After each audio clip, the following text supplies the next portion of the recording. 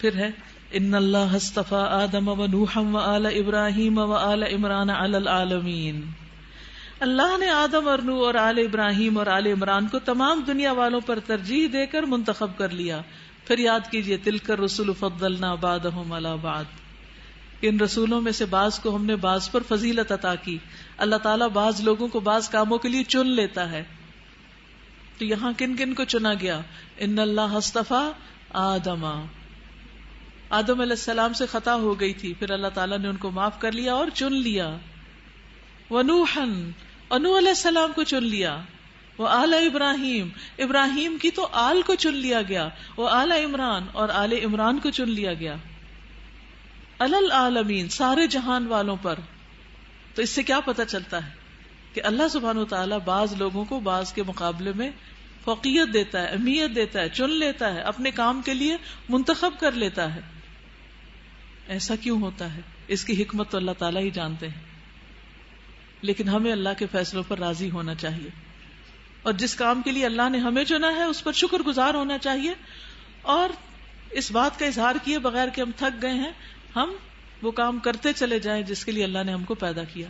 تو ہم میں سے ہر ایک کو یہ سوچنا چاہیے کہ مجھے اللہ نے دوسرے کے مقابلے میں کس چیز میں فضیلت دی. اچھا، عموماً ہمارے سوچنے کا رخ کیا ہوتا ہے؟ جیسے بہن بھائی ہیں تو ہم کیا دیکھتے ہیں کہ اللہ نے کس کو مجھ پر کیا فضیلت دی، کس کے پاس مجھ سے زیادہ ہے. اور پھر اس کے بعد کیا ہوتا ہے جب یہ خیال آتا ہے کہ اچھا اس کے پاس تو یہ چیز مجھ سے زیادہ ہے، پھر نیکسٹ کیا ہوتا ہے؟ پھر حسد، جیسے اخوان یوسف کو ہوا. جب آپ یہ سوچتے ہیں، ایک سینس آف اچیومنٹ ہوتی ہے کہ مجھے اللہ سبحانہ وتعالیٰ نے دوسروں کے مقابلے میں یہ چیز زیادہ بہتر عطا کی ہے، مجھے بھی چنا ہے ایک اور طریقے سے. تو پھر آپ کا ری ایکشن کیا ہوتا ہے؟ پھر آپ اپنی اس صلاحیت سے استفادہ کرتے ہیں، اس کو استعمال میں لاتے ہیں، اس پر خوش ہوتے ہیں. آپ کے اندر ایک سکون اور اطمینان کی لہر دوڑ جاتی، ادروائز رنج اور غم کی لہر دوڑتی اور آپ مزریبل رہتے ہیں. تو اس پارے کی کون سی چیز بار بار پلٹ پلٹ کر آ رہی ہے؟ فضیلت کی بنیادیں، یا بعض کو بعض پر فضیلت دیا جانا. تو ہمیں پھر کیا دعا مانگنی چاہیے کہ اللہ تو ہمیں بھی کسی کام کے لیے چن لے. جو ہنر، جو سلیقہ، جو خاص چیز تو نے ہمارے اندر رکھی، اللہ نے کسی کے ساتھ ظلم نہیں کیا، ہر ایک کے اندر کچھ نہ کچھ رکھا، اللہ وہ ہمیں دکھا دے تاکہ ہم اس سے بھرپور فائدہ اٹھا سکیں. اور ہمیں جب وہ نظر آ جائے تو استعمال کرنے کی بھی توفیق دے اپنے راستے میں. کیونکہ ان لوگوں کو جب چنا گیا تو وہ گھر بیٹھ نہیں گئے آرام سے، انہوں نے پھر اپنی زندگیاں لگا دی اللہ کی رضا میں. ذریۃ بعضھا من بعض، بعض کی اولاد میں سے تھے. واللہ سمیع علیم، اور اللہ سننے والا جاننے والا ہے. اذ قالت امرأۃ عمران رب انی نذرت لک ما فی بطنی محررا فتقبل منی. وہ اس وقت سن رہا تھا جب عمران کی عورت کہہ رہی تھی کہ میرے پروردگار، میں اس بچے کو جو میرے پیٹ میں ہے تیری نظر کرتی ہوں، تیری نظر کرتی ہوں. کیونکہ اللہ نے اس عورت کو بھی چن لیا تھا، وہ تیرے ہی کام کے لیے وقف ہوگا، میری اس پیشکش کو قبول فرما. عورت کے لیے سب سے پیاری چیز کیا ہوتی؟ اولاد. اللہ تعالیٰ انسان سے کیا چاہتا ہے کہ اپنی سب سے محبوب چیز کو اللہ کے راستے میں دے. تو اس عورت نے بڑے نفع کا سودا کیا، بڑا زبردست بزنس کیا، اور کہا اللہ میں اپنے بچے کو تیرے راستے میں آزاد کرتی ہوں، تو اس کو قبول کر لے، تو سننے اور جاننے والا ہے. پھر جب وہ بچی اس کے ہاں پیدا ہوئی تو اس نے کہا مالک میرے ہاں تو لڑکی پیدا ہو گئی ہے. حالانکہ جو کچھ اس نے جنا تھا اللہ کو اس کی خبر تھی، اور لڑکا لڑکی کی طرح نہیں ہوتا، کیونکہ ان کی لڑکی پیدا ہو گئی، حضرت مریم پیدا ہو گئی. خیر میں نے اس کا نام مریم رکھ دیا ہے، اور میں اسے اور اس کی آئندہ نسل کو شیطان مردود کے فتنے سے تیری پناہ میں دیتی ہوں. یعنی اتنی ایمان والی ماں تھی کہ اپنے بچے کو فوراً ہی شیطان مردود دشمن سے بچا کر اللہ کی حفاظت میں دیا. اور جب انسان اپنے آپ کو اللہ کے حوالے کر دیتا، اپنی اولاد کو اللہ کے حوالے کر دیتا ہے، تو پھر اللہ تعالیٰ ان کا نگہبان ہو جاتا ہے. کل مجھے کسی نے ایک میسج بھیجا کہ مجھے ابراہیم علیہ السلام کے واقعے سے یہ بات یاد آ رہی تھی. جب انہوں نے حضرت ہاجرہ اور ان کے بیٹے کو اللہ کے حوالے کیا تو انہوں نے کہا پھر اللہ ہمیں ضائع نہیں کرے گا. کہنے لگے کہ ارلی ایج میں میرے والد کی ڈیتھ ہو گئی تھی، اور فوت ہوتے وقت انہوں نے کہا کہ یا رب میں اپنے بچوں کو تیرے سپرد کرتا ہوں. کسی انسان کے سپرد نہیں کیا. کتنی عقل مندی کی بات ہے کہ رب تیرے سپرد کرتا ہوں. کہتے کہ ان کے فوت ہو جانے کے باوجود ہم سب بہن بھائی سب ویل ٹو ڈو ہیں، سب اچھا کر رہے ہیں. اصل حفاظت تو اللہ کرتا ہے. ہم تو وقتی طور پر ان کے ذمہ دار ہیں. تو اس لیے جو بھی کوئی آپ کی محبوب اور پیاری چیز ہے ان سب چیزوں کو اللہ کی سپرد کیجیے. کیونکہ ہم پتہ کیا کرتے ہیں، جب ہمیں کوئی پسند کی چیز مل جاتی ہے تو ہم اسی میں کھو جاتے ہیں اور ہم اللہ کی اطاعت اور عبادت کو بھول جاتے ہیں. بہت سی مائیں جن کے چھوٹے بچے پیدا ہو جاتے ہیں وہ نمازیں بھی چھوڑ دیتی ہیں، قرآن کا پڑھانا چھوڑ دیتی، اللہ کے راستے میں نکلنا چھوڑ دیتی. کیا ہے جی، بچہ چھوٹا ہے. اور وہ ایک صرف بہانہ ہوتا ہے. میں ہمیشہ کہتی ہوں کہ جو عورت سڑک بناتے ہوئے بجری کوٹ رہی ہے اور لک ڈال رہی ہے چھوٹے بچے کو گود میں اٹھا کر چلچلاتی دھوپ میں، کیا اس کا بچہ چھوٹا نہیں کہ وہ گھر بیٹھ جائے؟ لیکن اس کو کیا چیز نکالتی ہے؟ بھوک نکالتی ہے کہ وہ نہیں نکلے گی، نہیں کام کرے گی تو کہاں سے کھائے گی اور بچے کو کہاں سے کھلائے گی. لیکن ہمیں چونکہ گھر میں کھانے کو مل جاتا ہے تو اس لیے ہم پھر اللہ کے راستے میں کوئی کام نہیں کرنا چاہتے. تو ہم سب کو اپنے وقت، زندگی، صلاحیتوں، مال کا کچھ حصہ فی سبیل اللہ لگانا چاہیے. فی سبیل اللہ. اور یہ صرف مردوں کے لیے نہیں ہے، عورتوں کے لیے بھی ہے. آپ کو معلوم ہے، اگر آپ تاریخ کی کتابیں پڑھیں، ایک نئی کتاب لکھی گئی محدثات کے نام سے جس میں 9,000 محدث خواتین کا ذکر ہے. 9,000 خواتین کا ذکر ہے جنہوں نے حدیث کی خدمت کی، جنہوں نے احادیث کو روایت کیا. ہمارا علمی خزانہ بھرا ہوا ہے، ہماری تاریخ اس چیز سے بھری ہوئی ہے کہ مومنین کے ساتھ ساتھ مومنات نے بھی اللہ کے دین کی خدمت کے لیے کام کیا ہے. اور ہم بس انتظار میں ہوتے ہیں کہ شادی ہونے تک ہم کوئی کورس کر لیں، کچھ قرآن پڑھانا کر لیں، اور جس دن شادی ہو جائے اس دن زیورات پہن کے اور پھر کچھ عرصے بعد بچوں کے بہانے کر کے سب چھوڑ کے بیٹھ جائیں. ان سب چیزوں کو اللہ کے حوالے کیجئے، ان کا حق دیجئے، لیکن اللہ کا حق مار کر نہیں، لوگوں کا حق مار کر نہیں. جب ہم لوگوں کا حق بھی مارتے ہیں اور اللہ کا بھی مارتے ہیں اور پھر سب کچھ اولاد کو دینے کی کوشش کرتے ہیں تو وہی اولاد ہم سے بگڑ جاتی، وہ پلٹ کر ہمیں کچھ نہیں دیتی، وہ پھر ہماری وفادار نہیں ہوتی اور ہمارے لیے صدقہ جاریہ نہیں بنتی. تو جو کچھ دیا اللہ نے، مال دیا یا اولاد دی ہے، تو حضرت مریم کی اسی مثال پر عمل کرتے ہوئے کہ اللہ میں اس کو تیرے سپرد کرتی ہوں اور شیطان مردود سے بچاتی ہوں. فَتَقَبَّلَهَا رَبُّهَا بِقَبُولٍ حَسَنٍ وَأَنبَتَهَا نَبَاتًا حَسَنًا وَكَفَّلَهَا زَكَرِيَّا. آخرکار اس کے رب نے اس لڑکی کو بخوشی قبول فرما لیا، اسے بڑی اچھی لڑکی بنا کر اٹھایا اور زکریا کو اس کا سرپرست بنا دیا. زکریا علیہ السلام جب کبھی اس کے پاس محراب میں جاتے تو اس بچی کے پاس کچھ نہ کچھ کھانے پینے کا سامان پاتے. پوچھتے، مریم یہ تیرے پاس کہاں سے آیا؟ وہ جواب دیتی، اللہ کے پاس سے آیا، اللہ جسے چاہتا ہے بے حساب رزق دیتا ہے. یہ حال دیکھ کر زکریا علیہ السلام نے اپنے رب کو پکارا، پروردگار اپنی قدرت سے مجھے نیک اولاد عطا کر، تو ہی دعا سننے والا ہے. ان کو دیکھ کر، ایک لڑکی کی مثال کو دیکھ کر زکریا علیہ السلام دعا مانگ رہے کہ اگر اللہ اس کو دے سکتا ہے تو مجھے بھی دے سکتا ہے. جواب میں فرشتوں نے آواز دی جبکہ وہ محراب میں کھڑے نماز پڑھ رہے تھے، اللہ تجھے یحییٰ کی خوشخبری دیتا ہے، وہ اللہ کی طرف سے ایک فرمان کی تصدیق کرنے والا بن کر آئے گا، اس میں سرداری اور بزرگی کی شان ہوگی، کمال درجے کا ضابط ہوگا، نبوت سے سرفراز ہوگا اور صالحین میں شمار کیا جائے گا. زکریا نے کہا، پروردگار بھلا میرے ہاں لڑکا کہاں سے ہوگا؟ میں تو بہت بوڑھا ہو چکا ہوں اور میری بیوی بانجھ ہے. جواب ملا، ایسا ہی ہوگا، اللہ جو چاہتا ہے کرتا ہے. عرض کیا، مالک پھر کوئی نشانی میرے لیے مقرر فرما دیجئے. کہا، نشانی یہ ہے کہ تم 3 دن تک لوگوں سے اشارے کے سوا کوئی بات چیت نہ کر سکو گے. اس دوران میں اپنے رب کو بہت یاد کرنا اور صبح و شام اس کی تسبیح کرتے رہنا. پھر وہ وقت آیا جب مریم سے فرشتوں نے آ کر کہا، اے مریم اللہ نے تجھے برگزیدہ کیا، چن لیا، فضیلت عطا کی اور پاکیزگی عطا کی اور تمام دنیا کی عورتوں پر تجھے ترجیح دی. پھر فضلنا بعضهم علی بعض کی بات ہے کہ اللہ نے مریم علیہ السلام کو دنیا بھر کی عورتوں پر فضیلت عطا کی. کچھ اور عورتوں کو بھی فضیلت ملی، حضرت آسیہ کو، حضرت خدیجہ کو اور حضرت عائشہ رضی اللہ تعالیٰ عنہا کو، حضرت فاطمہ رضی اللہ تعالیٰ عنہا کو. تو ہمیں ان کی سیرتوں کا مطالعہ کرنا چاہیے کہ وہ کیا خوبیاں تھیں ان خواتین میں جس کی وجہ سے اللہ نے انہیں جہان والوں پر چن لیا، منتخب کر لیا، قبول کر لیا. اے مریم اپنے رب کی تابع فرمان بن کر رہو، اس کے آگے سر بسجود رہو.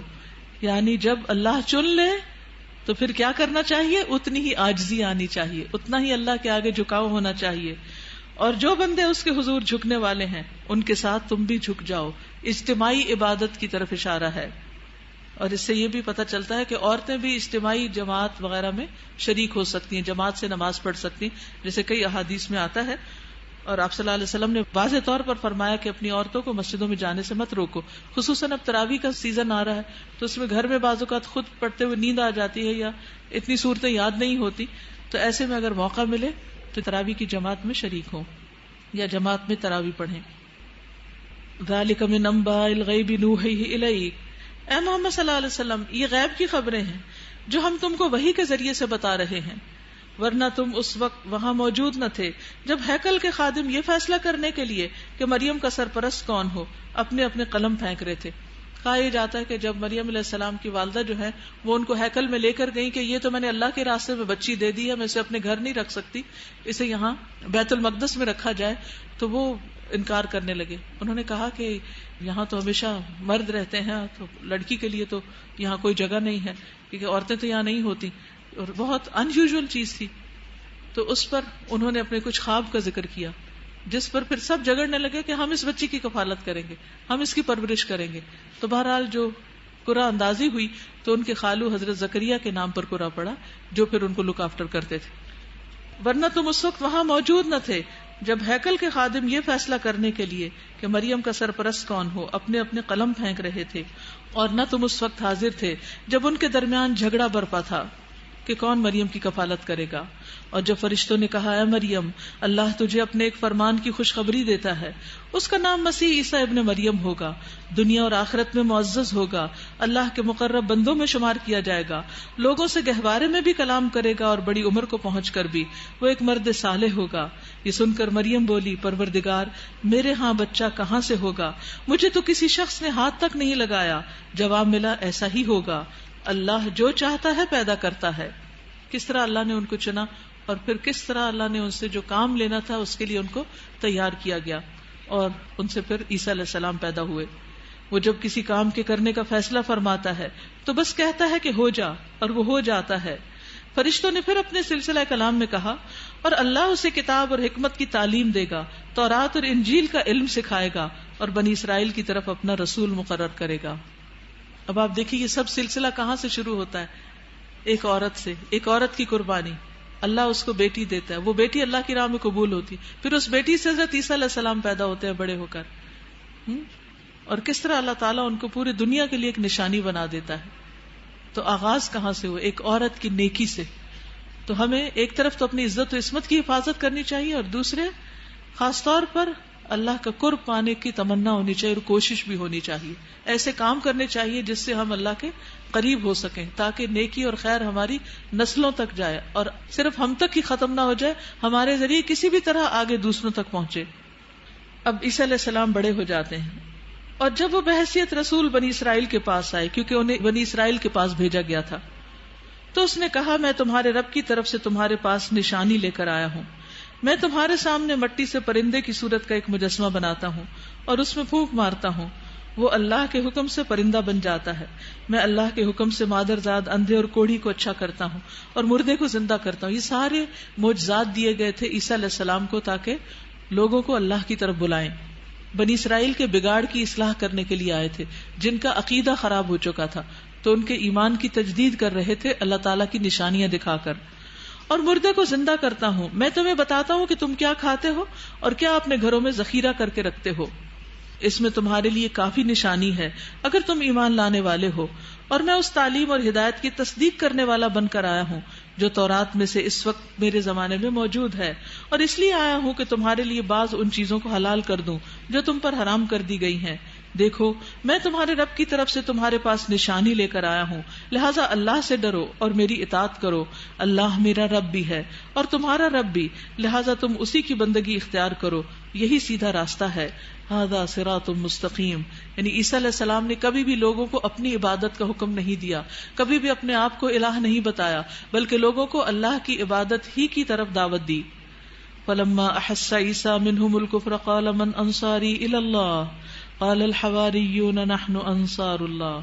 جب عیسیٰ علیہ السلام نے محسوس کیا کہ بنی اسرائیل کفر اور انکار پر آمادہ ہیں، تو اس نے کہا کون اللہ کی راہ میں میرا مددگار ہوتا ہے.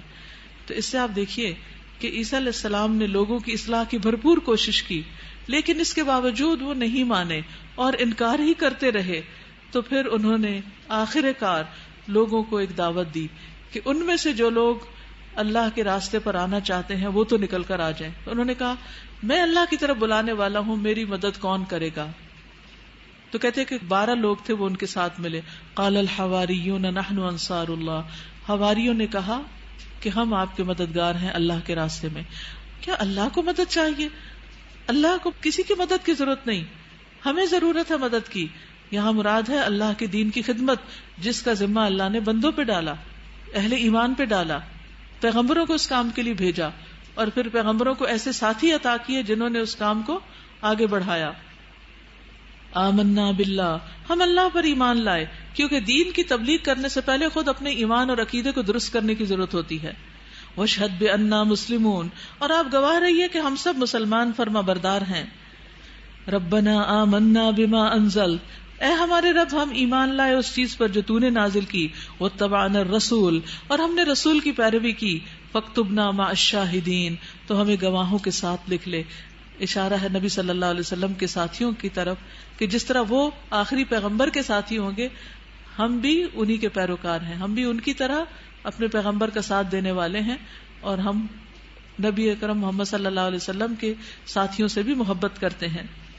وَمَكَرُوا وَمَكَرَ اللَّهُ, پھر بنی اسرائیل مسیح علیہ السلام کے خلاف تدبیریں کرنے لگے. جواب میں اللہ نے بھی اپنی خفیہ تدبیر کی, اور ایسی تدبیروں میں اللہ سب سے بڑھ کر ہے. یعنی بنی اسرائیل مان کر نہ دیے, اصلاح کی بجائے بگاڑ مزید بڑھتا گیا. بالآخر نوبت اس بات تک پہنچی کہ عیسیٰ علیہ السلام کو قتل کرنے کے منصوبے بنانے لگے, اور جب بس نہیں چلا تو بادشاہ وقت سے شکایت کر کے انہیں مروانے کی کوشش کی. لیکن اللہ سبحانہ تعالیٰ نے اپنی خاص رحمت کے ساتھ ان کو محفوظ رکھا. جس شخص نے ان کے خلاف مخبری کی تھی اسی کو عیسیٰ علیہ السلام کی شکل دے دی گئی, تو لوگوں نے ان کو صلیب پہ چڑھا دیا, اور اللہ تعالیٰ نے فرشتے بھیج کر عیسیٰ علیہ السلام کو اپنی طرف اٹھا لیا. جواب میں اللہ نے بھی اپنی خفیہ تدبیر کی, اور وہ تدبیر کیا تھی؟ یہی کہ عیسیٰ علیہ السلام کو زندہ اٹھا لیا گیا. اور ایسی تدبیروں میں اللہ سب سے بڑھ کر ہے. وہ اللہ کی خفیہ تدبیر ہی تھی جب اس نے کہا کہ اے عیسیٰ, اب میں تجھے واپس لے لوں گا اور تجھ کو اپنی طرف اٹھاؤں گا, اور جنہوں نے تیرا انکار کیا ہے ان سے, یعنی ان کی معیت سے اور ان کے گندے ماحول میں ان کے ساتھ رہنے سے تجھے پاک کر دوں گا, اور تیری پیروی کرنے والوں کو قیامت تک ان لوگوں پر بالادست رکھوں گا جنہوں نے تیرا انکار کیا ہے. آج تیرا انکار کرنے والے زیادہ ہیں, لیکن کل یہ مغلوب ہو جائیں گے, جس طرح نبی صلی اللہ علیہ وسلم کا انکار کرنے والے مغلوب ہو گئے.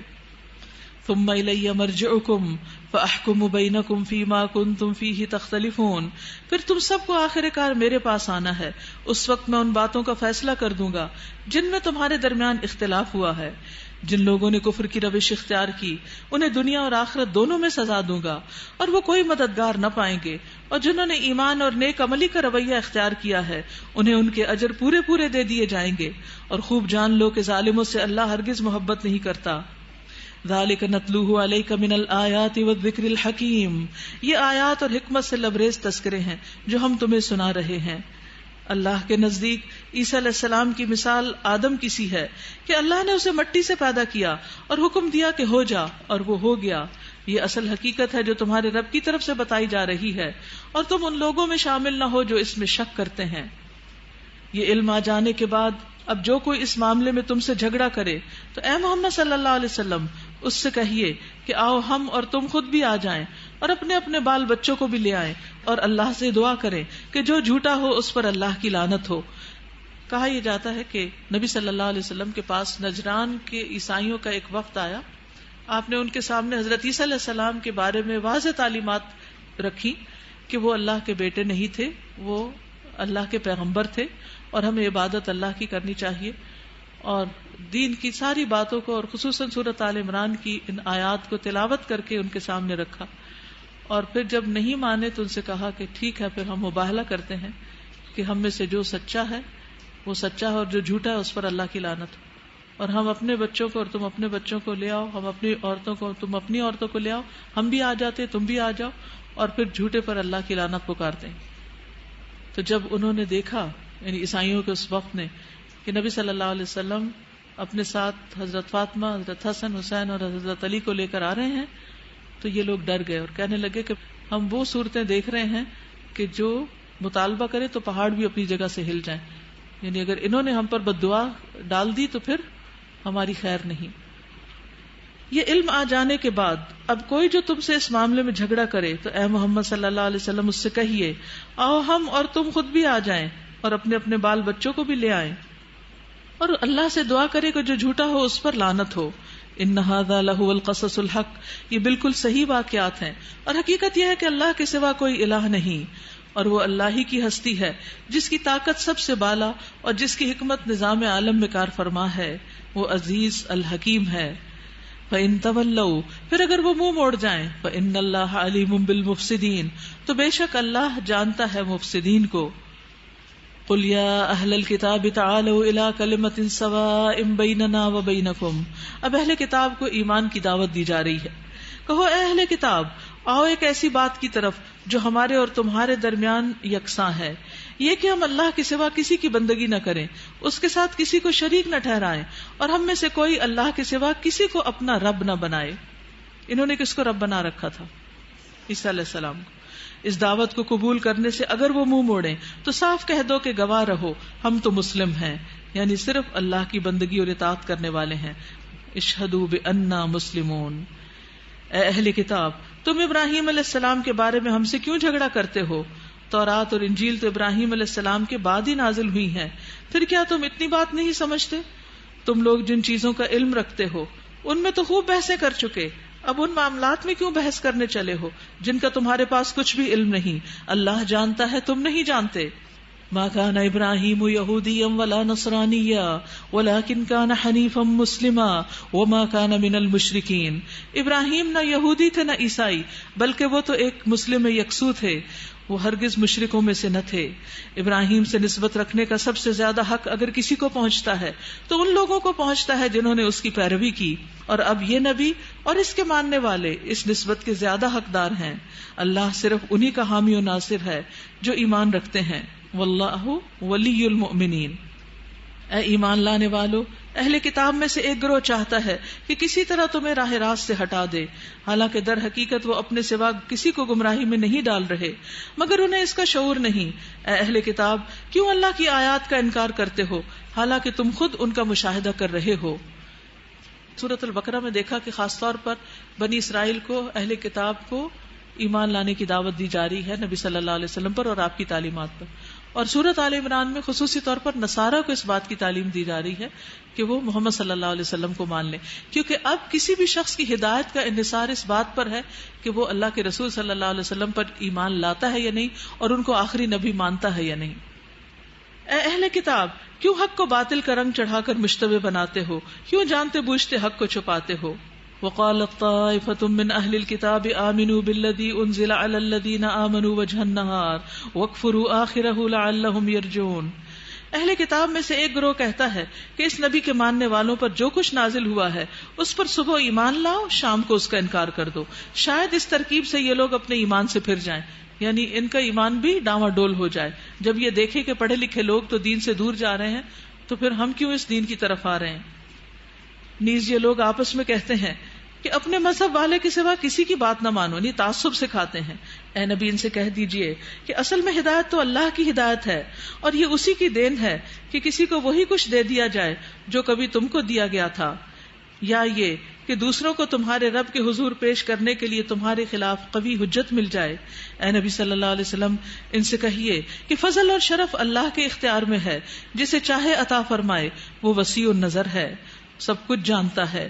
اپنی رحمت کے لیے جس کو چاہتا ہے مخصوص کر لیتا ہے، جسے چاہتا ہے ترجیح دیتا ہے، جسے چاہتا ہے چن لیتا ہے. پھر وہی فضیلت کی بات کہ اللہ سبحانہ وتعالیٰ کا فضل تو بہت وسیع ہے، لیکن اس فضل میں سے جس کو جتنا چاہتا ہے حصہ دیتا ہے. تو ہمیں کیا کرنا چاہیے؟ ناراض ہونا چاہیے کہ اللہ تعالیٰ آپ نے فلاں فلاں کو کیوں یہ سب کچھ دے رکھا، مجھے کیوں نہیں دیا. کیا کرنا چاہیے؟ وَلَا تَتَمَنَّوْا بِمَا فَضَّلَ اللَّهُ بِهِ بَعْضَكُمْ عَلَى بَعْضٍ. تم میں سے بعض کو بعض پر جو اللہ نے فضیلت دی ہے اس کی تمنا نہ کرو. یہ نہ دیکھو دوسرے کے پاس کیا ہے، تم کیا دیکھو کہ اللہ کے پاس کیا ہے. تو اللہ سے فضل مانگو. تو اپنے لیے دعا لکھیے، اللہم انی اسألک من فضلک العظیم. اللہ میں تیرا عظیم فضل مانگتی ہوں. اور خاص طور پر یہ دعا اس وقت پڑھیے جب آپ کو کسی کی کسی بھی خوبی سے، بھلائی سے، کسی نعمت سے حسد یا رشک ہونے لگے. یعنی جب آپ کے دل میں کوئی بات ہے نا کہ اس کے پاس یہ کیوں، میرے پاس کیوں نہیں، تو آپ فوراً اللہ سے مانگے، اللہ تعالیٰ آپ مجھے بھی دے دے، اس سے بہتر دے دے مجھے. کیا اللہ تعالیٰ نہیں دے سکتے؟ دے سکتے ہیں. تو لڑائی ختم ہو جائے گی. واللہ ذو الفضل العظیم، اور اس کا فضل بہت بڑا ہے. ومن اہل الکتاب من ان تأمنہ بقنطار یؤدیہ الیک ومنہم من ان تأمنہ بدینار لا یؤدیہ الیک الا ما دمت علیہ قائما. اہل کتاب میں کوئی تو ایسا ہے کہ اگر تم اس کے اعتماد پر مال و دولت کا ایک ڈھیر بھی دے دو تو وہ تمہارا مال تمہیں ادا کر دے گا، اور کسی کا حال یہ ہے کہ اگر تم ایک دینار کے معاملے میں بھی اس پر بھروسہ کرو تو وہ ادا نہ کرے گا الا یہ کہ تم اس کے سر پہ سوار ہو جاؤ. یعنی اہل کتاب میں مختلف طرح کے لوگ ہیں. اس سے ایک بڑی اہم نصیحت ہمیں ملتی ہے کہ لوگوں کو کسی قبیلے، خاندان اور کنبے یا کسی خاص نام سے اس طرح وابستہ نہ کرو کہ ایک شخص کی برائی، ایک شخص کی غلطی کو سب پہ چشمہ کر دو. جنرلائزیشن نہیں ہونی چاہیے، یعنی عمومیت نہیں اختیار کرے کہ ایک نے غلطی کی تو آپ کے آپ سبھی ایسے. مثلا آپ میں سے اگر کوئی ایک ڈسپلن توڑے اور ٹیچر آ کے کہے کہ یہ کلاس تو ایسی ہے، کوئی کلاس کا تو قصور نہیں ہو، تو ایک شخص غلط کر رہا ہے اور جو اچھا کر رہا ہے اس کو اپریشیٹ بھی کیا جائے. ان کی اس اخلاقی حالت کا سبب یہ ہے کہ وہ کہتے ہیں کہ امیوں یعنی غیر یہودی لوگوں کے معاملے میں ہم پر کوئی مواخذہ نہیں، کوئی پکڑ نہیں، اور یہ بات وہ محض جھوٹ گھڑ کر اللہ کی طرف منسوب کرتے ہیں، حالانکہ انہیں معلوم ہے کہ اللہ نے ایسی کوئی بات نہیں فرمائی. آخر کیوں ان سے باز پرس نہ ہوگی؟ جو بھی اپنے عہد کو پورا کرے گا اور برائی سے بچ کر رہے گا وہ اللہ کا محبوب بنے گا. فضیلت کیسے ملتی ہے، کیسے چنے جاتے ہیں، کیسے فضل اور انعام اور اکرام ہوتے ہیں. بلا من اوفا بعہدہ واتقى، تقوی کے ساتھ، فإن اللہ يحب المتقین. رہے وہ لوگ جو اللہ کے عہد اور اپنی قسموں کو تھوڑی قیمت پر بیچ ڈالتے ہیں تو ان کے لیے آخرت میں کوئی حصہ نہیں. اللہ قیامت کے روز ان سے بات نہ کرے گا، نہ ان کی طرف دیکھے گا، نہ انہیں پاک کرے گا. ان کے لیے تو بہت سخت دردناک سزا ہے. یعنی اللہ سے کیے ہوئے وعدے کو ہر صورت پورا کریں، اور اللہ سے کیے ہوئے وعدے توڑنا کوئی معمولی چیز نہیں ہے. ان میں کچھ لوگ ایسے ہیں جو کتاب پڑھتے ہوئے اس طرح زبان کو الٹ پھیر کرتے ہیں تاکہ تم سمجھو کہ جو کچھ وہ پڑھ رہے ہیں وہ کتاب ہی کی عبارت ہے، حالانکہ وہ کتاب کی عبارت نہیں. اہل کتاب کی کچھ خیانتوں کا ذکر ہے کہ کس طرح وہ اللہ کی کتاب کو بدلتے ہیں تاکہ خود کو بدلنا نہ پڑے ان کو. وہ کہتے ہیں جو کچھ ہم پڑھ رہے ہیں یہ خدا کی طرف سے ہے، اللہ کی طرف سے، حالانکہ وہ اللہ کی طرف سے نہیں ہوتا. وہ جان بوجھ کر جھوٹ بات اللہ کی طرف منسوب کر دیتے ہیں. کسی انسان کا یہ کام نہیں کہ اللہ تو اس کو کتاب اور حکم اور نبوت عطا کرے اور وہ لوگوں سے کہے کہ اللہ کی بجائے تم میرے بندے بن جاؤ. وہ تو یہی کہے گا کہ سچے ربانی بنو، جیسا کہ اس کتاب کی تعلیم کا تقاضا ہے جسے تم پڑھتے اور پڑھاتے ہو. تو قرآن پڑھنے اور پڑھانے کا مقصد کیا ہے؟ ربانی بننا، رب والا بننا، اللہ کے قریب جانا، اللہ کی نظر میں بڑا بننا. وہ تم سے ہرگز یہ نہ کہے گا کہ فرشتوں کو یا پیغمبروں کو اپنا رب بنا لو. کیا یہ ممکن ہے کہ ایک نبی تمہیں کفر کا حکم دے جبکہ تم مسلم ہو؟ ان ساری باتوں کی ایک تردید ہے یہاں پر جو لوگوں نے اللہ سبحانہ وتعالیٰ سے غلط طور پر منسوب کر رکھی ہیں یا پیغمبروں کے ساتھ. یاد کرو اللہ نے پیغمبروں سے عہد دیا، آج ہم نے تمہیں کتاب اور حکمت اور دانش سے نوازا ہے. کل اگر کوئی دوسرا رسول تمہارے پاس اسی تعلیم کی تصدیق کرتا ہوا آئے جو پہلے سے تمہارے پاس موجود ہے تو تم کو اس پر ایمان لانا ہوگا اور اس کی مدد کرنی ہوگی. یہ ارشاد فرما کر اللہ نے پوچھا کیا تم اس کا اقرار کرتے ہو، اس پر میری طرف سے عہد کی بھاری ذمہ داری اٹھاتے ہو؟ انہوں نے کہا ہاں ہم اقرار کرتے ہیں. اللہ نے فرمایا اچھا تو گواہ رہو اور میں بھی تمہارے ساتھ گواہ ہوں. اس کے بعد جو اپنے عہد سے پھر جائے وہی فاسق ہے. تو یہاں اصل میں اہل کتاب کو متنبہ کیا جا رہا ہے کہ تم نے اللہ سے کیے ہوئے عہد کو توڑا ہے. کس طرح؟ محمد صلی اللہ علیہ وسلم کی مخالفت کر کے، آپ پر ایمان نہ لا کر، حالانکہ تم اپنے پیغمبروں کے ساتھ یہ وعدہ کر چکے ہو کہ تم آخری نبی پر ضرور ایمان لاؤ گے. افغیر دین اللہ یبغون، کیا پھر وہ اللہ کا دین چھوڑ کر کچھ اور چاہتے ہیں، کوئی اور طریقہ اختیار کرنا چاہتے ہیں؟ وَلَهُ أَسْلَمَ مَن فِي السَّمَاوَاتِ وَالْأَرْضِ، حالانکہ اسی کے لیے سر تسلیم خم کیے ہوئے ہے جو آسمانوں میں ہے اور جو زمین میں، طوعا وکرہا، خوشی سے اور ناخوشی سے، وَإِلَيْهِ يُرْجَعُونَ، اور اسی کی طرف سب کو پلٹنا ہے. قل آمنا باللہ وما انزل علینا وما انزل علی ابراہیم واسماعیل واسحاق ویعقوب والاسباط وما اوتی موسیٰ وعیسیٰ والنبیون من ربهم لا نفرق بین احد منہم ونحن له مسلمون. اے نبی کہہ دیجئے ہم اللہ کو مانتے ہیں، اس تعلیم کو مانتے ہیں جو ہم پر نازل کی گئی، ان تعلیمات کو بھی مانتے ہیں جو ابراہیم، اسماعیل، اسحاق، یعقوب اور اولاد یعقوب پر نازل ہوئی تھی، اور ان ہدایات پر بھی ایمان رکھتے ہیں جو موسیٰ اور عیسیٰ علیہ السلام اور دوسرے پیغمبروں کو ان کے رب کی طرف سے دی گئیں، ہم ان کے درمیان فرق نہیں کرتے. سورۃ البقرہ کے آخر میں بھی کیا پڑھا؟ لا نفرق بین احد منہم.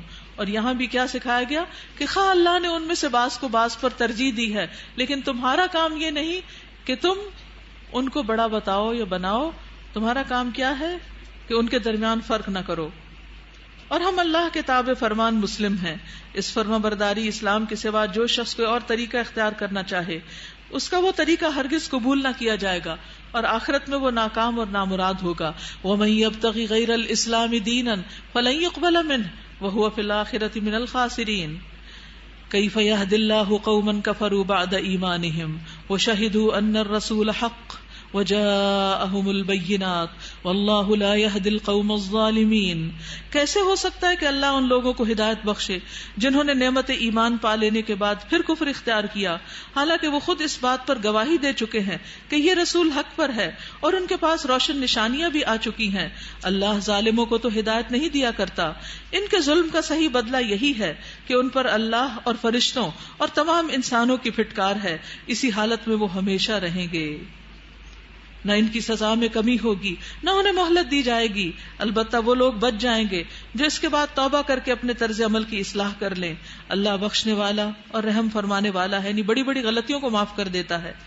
مگر جن لوگوں نے ایمان لانے کے بعد کفر اختیار کیا پھر اپنے کفر میں بڑھتے چلے گئے، ان کی توبہ بھی قبول نہ ہوگی. ایسے لوگ تو پکے گمراہ ہیں.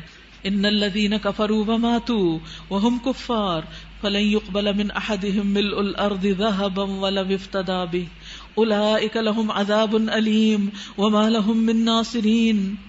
جن لوگوں نے کفر اختیار کیا اور کفر ہی کی حالت میں جان دی، ان میں سے کوئی اگر اپنے آپ کو سزا سے بچانے کے لیے زمین بھر کر بھی سونا فدیے میں دے تو اسے قبول نہ کیا جائے گا.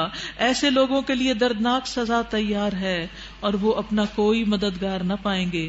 تو اس سے کیا پتہ چلتا ہے کہ ایمان کا انکار، کفر کا رویہ اختیار کرنا، اللہ کی بات نہ ماننا قیامت کے دن انسان کے لیے شدید حسرت کا سبب ہوگا. اور وہاں کوئی بھی مال و دولت اور دنیا کے عہدے اور دنیا کی نعمتیں کام نہیں آئے گی. حتیٰ کہ اگر کوئی پوری زمین بھی سونے کی بھر کے اپنی جان چھڑانے کے لیے دینا چاہے تو اسے قبول نہ کیا جائے گا. دنیا میں انسان کو کتنا خرچ کرنے کے لیے کہا گیا ہے؟ کیا یہ حکم دیا گیا کہ آپ 1 کلو سونا خرچ کریں؟ نہیں، بہت کم. لیکن اگر انسان نافرمانی کرتا ہے اللہ تعالیٰ کی تو پھر آخرت کے دن، قیامت کے دن اس کی شدید پکڑ بھی ہوگی اور وہاں کوئی بھی چیز کام نہ آئے گی کہ جن کو ہم دنیا میں سمیٹ رہے ہیں وہ دے کر فائدہ اٹھا سکیں، اپنے آپ کو بچا سکیں. وآخر دعوانا ان الحمدللہ رب العالمین. اللہ تعالیٰ سے دعا ہے کہ اللہ تعالیٰ ہمیں عمل کی توفیق عطا فرمائے اور ہمیں اپنے محبوب بندوں میں شامل کر لے. سبحانک اللہم وبحمدک اشہد ان لا الہ الا انت استغفرک واتوب الیک. السلام علیکم ورحمۃ اللہ وبرکاتہ.